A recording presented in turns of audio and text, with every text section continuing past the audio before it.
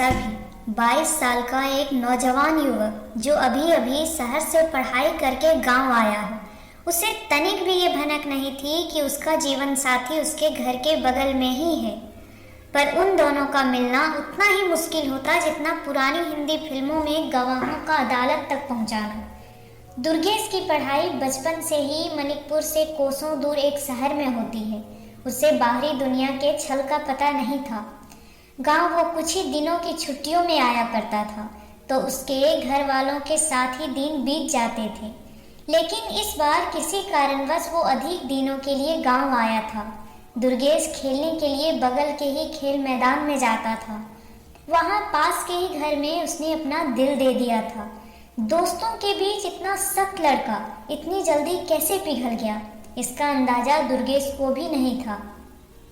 प्रेरणा थी ही ऐसी कि कोई भी उसे देख ले तो दिल संभले नहीं संभलता। शर्मिला दुर्गेश की प्यार की गाड़ी चल पड़ी, लेकिन एक तरफा। वो कहना तो चाहता था लेकिन कह नहीं पाता था। उसकी जिंदगी सीधी सीधी चल रही थी, इसीलिए जिंदगी में कुछ ट्विस्ट आना जरूरी था जो उसके इस प्यार की कहानी को और भी फिल्मी बना सके। दुर्गेश की जिंदगी में पास के गांव के ही 40 वर्षीय पुरुष लाल मोहन का आगमन होता है। लाल मोहन दुर्गेश को पसंद करने लगता है और वह रिश्ते के लिए दुर्गेश के पिता ब्रज किशोर के पास आता है। लाल मोहन अपनी 19 वर्षीय पुत्री मीना की शादी दुर्गेश के साथ हो, ऐसा प्रस्ताव ब्रज किशोर के साथ रखता है। जैसे ही ये खबर दुर्गेश के पास जाती है, उसे दिन में तारे दिखने लगते हैं और रात में वो टूटते तारे की कामना कर उससे अपने प्यार को पाने की मन्नत मांगता है। उसके पास इतनी भी हिम्मत नहीं कि वो इस रिश्ते को ना कह सके, अपने पिताजी के विपक्ष चले जाए। अगर जाए भी तो कैसे और क्यों? उसने प्रेरणा को अपने दिल की बात बताई भी तो नहीं। पढ़ाई की दुनिया से अभी तक कभी बाहर भी नहीं निकला था। आज उसके सामने ऐसे विकट परिस्थिति आ गई थी कि उसे समझ नहीं आ रहा था कि क्या करे। आखिर में वो ऐसा फैसला लेता है जिसकी एक सिर्फ और सिर्फ भारतीय शिक्षा पद्धति द्वारा पढ़े हुए प्रथम श्रेणी के बच्चों से उम्मीद की जा सकती है।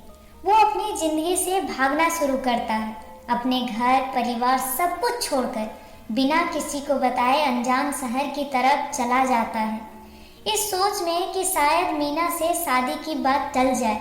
होता भी ऐसा ही, लेकिन अब प्रेरणा को दिल की बात बताए तो कैसे। एक प्रेम पत्र ही उसका रास्ता बचा था और उसने उसी का सहारा लिया। अपने बचपन के दोस्त की मदद से अपने प्यार की चिट्ठी अपने प्यार तक पहुंचा पाता है और इंतजार उसके जवाब का करता है। प्रेरणा भी उसे पसंद करती है। उसे कुछ दिनों बाद जवाब मिला, लेकिन तब तक देर हो चुकी थी। प्रेरणा की शादी की भी बात चल रही थी। दुर्गेश की तरह प्रेरणा भी अपने परिवार वालों को इस रिश्ते के बारे में नहीं कह सकती थी। अब जो भी था दुर्गेश के हाथों में था। वो हिम्मत करके अपने प्यार को पाए या एक चुप्पी साध कर किसी अनजान को गले लगाए। जिंदगी से भागने वाला दुर्गेश कब तक भागता? आखिर उसे भी लौटना तो था ही, या ये कहिए कि वो भागते भागते थक चुका था। उसने फिर से गांव आने का फैसला किया और सबके सामने अपने रिश्ते को कबूल कर पाए ऐसा हिम्मत भी बनाया। लेकिन इतनी भी आसान राह नहीं थी। वो प्रेरणा के घर वालों को सब कुछ बताता है, सब कोई मान जाते हैं, लेकिन प्रेरणा का भाई विजय इस रिश्ते को कबूल नहीं कर रहा था। भागते भागते दुर्गेश इतना तो समझ चुका था कि जिंदगी भागने का नहीं, जीने का नाम है। वो हर तरह से विजय को मनाने की कोशिश कर रहा था, लेकिन विजय पर विजय पाना इतना भी आसान नहीं था। विजय का कहना था अगर वो प्रेरणा से प्यार करता था तो पहले क्यों नहीं बताया, ये घर छोड़कर क्यों भागा। अगर इसके जीवन में कोई और विकट परिस्थिति आ जाए तो भी भाग सकता है ना। और वैसे भी प्रेरणा के लिए अच्छे लड़के की तलाश हो चुकी है। बात तो विजय का सही ही था, लेकिन दुर्गेश जवाब दे तो कैसे। बस फिर क्या था, दुर्गेश ने विजय से कुछ वक्त मांगा और बोला कि मैं आपको ये साबित कर दूंगा कि मैं जिंदगी से भागने वाला नहीं बल्कि जिंदगी को जीने वाला हूँ। वो भी इस तरह जीऊंगा कि जिंदगी को भी मेरे ऊपर गर्व हो। 1 साल की कड़ी मेहनत के बाद दुर्गेश की नौकरी भारतीय फौज में लगी। आज जब वो अपने अतीत को देख रहा था तब उसे एहसास हुआ कि जिंदगी की सारी घटनाएं उसके अच्छे के लिए होती है, बस सही से जिंदगी जीना आना चाहिए। वो अपनी जिंदगी से बहुत खुश था और अब विजय भी। उसने दुर्गेश की प्रेरणा से शादी की मंजूरी दे दिया।